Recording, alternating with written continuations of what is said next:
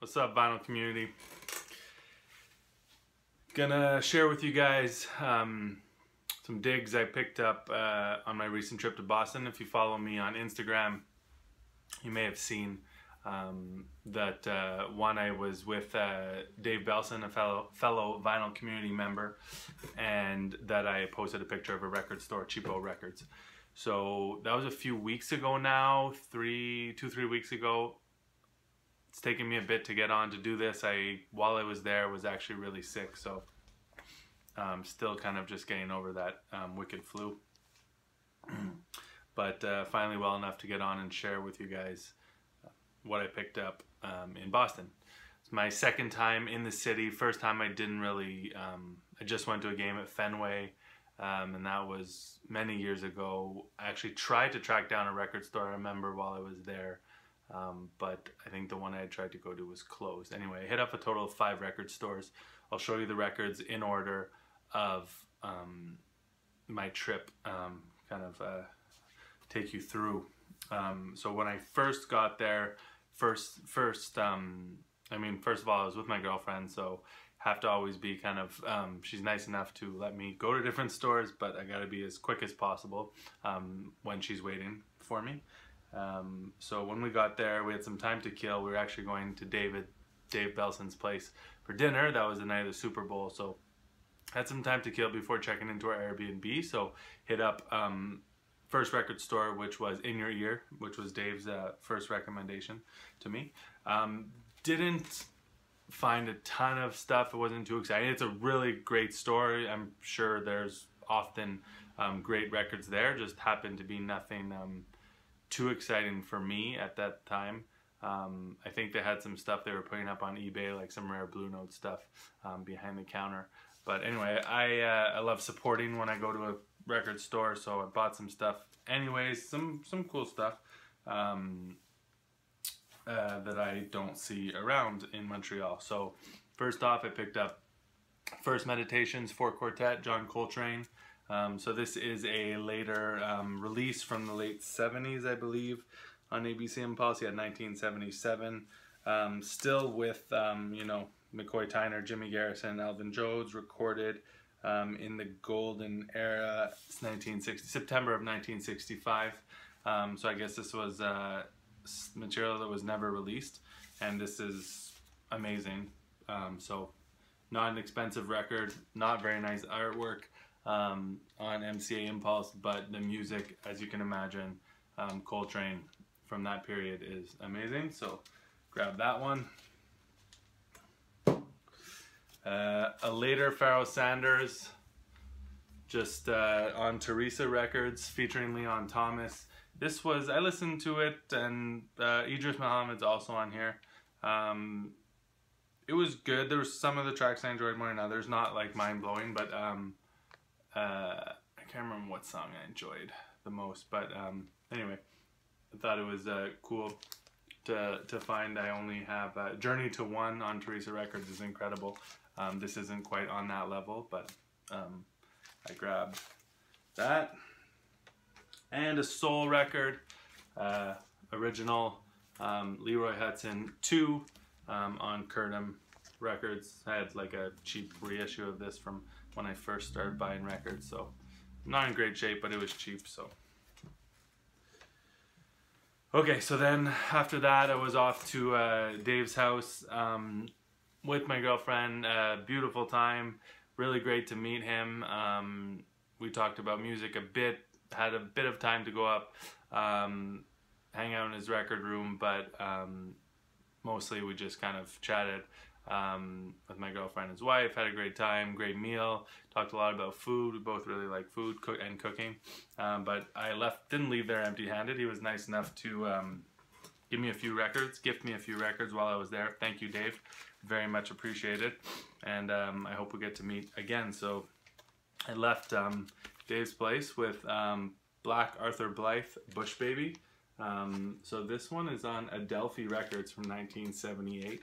I had heard of this, but I didn't know it. So yes, very much appreciated, Dave. I think he had just got an original of this one, so he gave me his reissue that he had This is Larry Young, Lawrence of New York on Perception Records from, I want to say, yeah, 73. So this is, you know, this is a sought after record. Not crazy rare, but definitely plays on this. Don't pay to all types of people. Anyway, this is a really cool record, which I'm sure most of you know. And then he gave me this as well, which I've listened to the first side, and it's quite a trip. I don't even really know how to describe it, but it's The Medium is the Massage with Marshall McLuhan. I can't remember how they say his name. Anyway, so this is kind of some talking. I don't really know what you call it. It's not, was it story? It's like, I don't know. I don't know how to describe it, but thank you, David. It was definitely, I need to listen to the other side still. This is a bit of a trip. Music was pretty cool, and it's definitely, I wouldn't say funny. Anyway, you have to listen to it. That's on Columbia Records from, I think, the late 60s. Okay, so next day I went to Planet Records. Really nice store, actually. And hold on, nice store, small. Found 3 records there. One was actually the first one I pulled out, which was, I was happy to find for that price, for pretty cheap, very cheap actually. Another Arthur Blythe record, The Grip on Indian Navigation. So I collect Indian Navigation when I see them in good shape for not too expensive. Definitely don't hesitate to grab them. This was actually it's a different looking label than I don't know if I have any other Indian Nav on this label. And I think these are, okay, anyway, it's from 1977. You have Ahmed Abdullah on trumpet, Bob Stewart on tuba, Abdul Wadud on cello, Steve Reed on trap drums, and Muhammad Abdullah on percussion. And obviously Arthur Blythe on alto sax. So yeah, happy to add that one. And then this is a record I had regretted not buying when I found it at this warehouse that I go to. I've spoken about it before, and because it was 15 bucks, and I don't, you know, the records there aren't always in great shape. Some, like this one, happened to be clean, but anyway, I didn't feel like spending 15 bucks that day on a record, because I go there with the mentality of the records are going to be a few bucks each. Anyway, I regretted not buying it because it sells for quite a bit more, and it did sound pretty cool, particularly one song. The rest is pretty, I mean, it's a pretty straight record, but anyway, this is the Sonny Clark Memorial Quartet, Voodoo, and that's the track that was pretty cool. It's the first track on side B. Anyway, so this is Wayne Horvitz on piano, John Zorn on alto sax, Ray Drummond on bass, and Bobby Previtt on drums. Not sure how you say that. And this is on Black Saint Records from 1985. So obviously kind of a tribute, a memorial to Sonny Clark. They're all Sonny Clark compositions, and it's quite enjoyable. Then the last one I found there was kind of, as I was ready to leave, kind of quickly looked through their tiny little Brazilian section and came across this. So this is Mochila Presents Timeless, Arthur Verosai, and this is really dope. And I have another one from this series that I got this summer, if I can reach it here, this summer for my birthday. This one, the Mulatu. So yeah, they were pretty recorded. This is February 1st, and this one is March 15th. So I think there's another one too. I can't remember what it is in the series. But anyway, this was sealed, and it wasn't expensive. I guess they'd had it there for a few years, so can't believe no one bought this, but it's dope. So next was Cheapo Records. So Planet Records was in Cambridge. This Cheapo Records as well in Cambridge, but kind of on the other side, I guess. I would say this is the store I had the most success at, or was most impressed with their with what they had in stock, particularly in the jazz section. It's also where I bought the most records. Grabbed this, another one I had, you know, regretted not buying once upon a time for cheap in Montreal. So Joe's Avenue, and this is a dope record on Atlantic with Woody Shaw, Miroslav Vitous, I'm not sure how you say it, Joe Chambers, Billy Hart, David Lee, George Davis, oh yeah, all types, even Jack DeJohnette, on Atlantic from the, I'm not sure, I want to say early 70s. 71.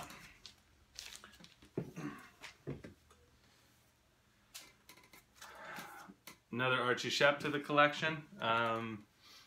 Original stereo pressing of Archie Shepp live in San Francisco. Yeah, Donald Garrett, Beaver Harris, Roswell Rudd, and Louis Worrell on bass. So another Archie Shepp impulse. And I actually just found another one today here in Montreal, which I'll probably share in my next video, but I think I'm missing, is it Magic of Juju? There's one I'm missing. Filling in the Gil ScottHeron and Brian Jackson collection. Bridges, I had a cheap reissue of this, so happy to upgrade. We almost lost Detroit on it. I mean, anything by this man I love. I came across an original of Pieces of Man on the way home in Burlington, but did not want to spend the money that they were asking, which was, you know, in the ballpark of, I guess, what it sells for on Discogs. But yeah, this really dope John Coltrane Infinity with string orchestra, arranged and conducted by Alice Coltrane. Some people don't like the strings that are added, so this is some material that was recorded obviously in the 60s, and that Alice Coltrane did added some strings to afterwards, and then released it, and I think it works really well. It's different than what you're used to, but it's I think it works well and it's beautiful. So there's that. Eddy Henderson, another one I regretted not buying in Montreal. Happy to find again. Eddy Henderson, Sunburst. They all come around, the records, eventually, or most of them do. Nothing super rare here. This is some dope jazz funk from 1975. All types of cool musicians on here. George Duke, Benny Maupin, Julian Priester, Harvey Mason, Billy Hart, Buster Williams, Bobby Hutcherson. Killer lineup. Definitely recommend you pick this one up if you're into jazz funk. And last, definitely not least, maybe the one I was kind of most surprised or happy to find, was this Force by Max Roach and Archie Shepp. This is the, which pressing? The French pressing. I think there's a Japanese pressing, I think, which came out after.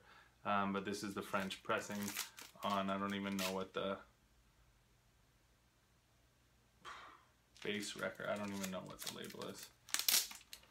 So this is a duet record between two artists that I really love.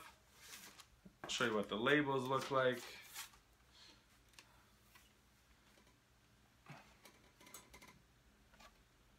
There you go. You can see that. This is from the mid to late 70s. I want to say 76 or 77. So that's it. That's what I picked up in Boston. Like I said, stopped 2 stores in Burlington on the way home. So I think I did a total of 7 stores on the trip. And I bought records at 3 stores out of the 7. So yeah, that's it. Hope everyone's doing well. And I'll be back soon with a bunch of local pickups I got. Peace.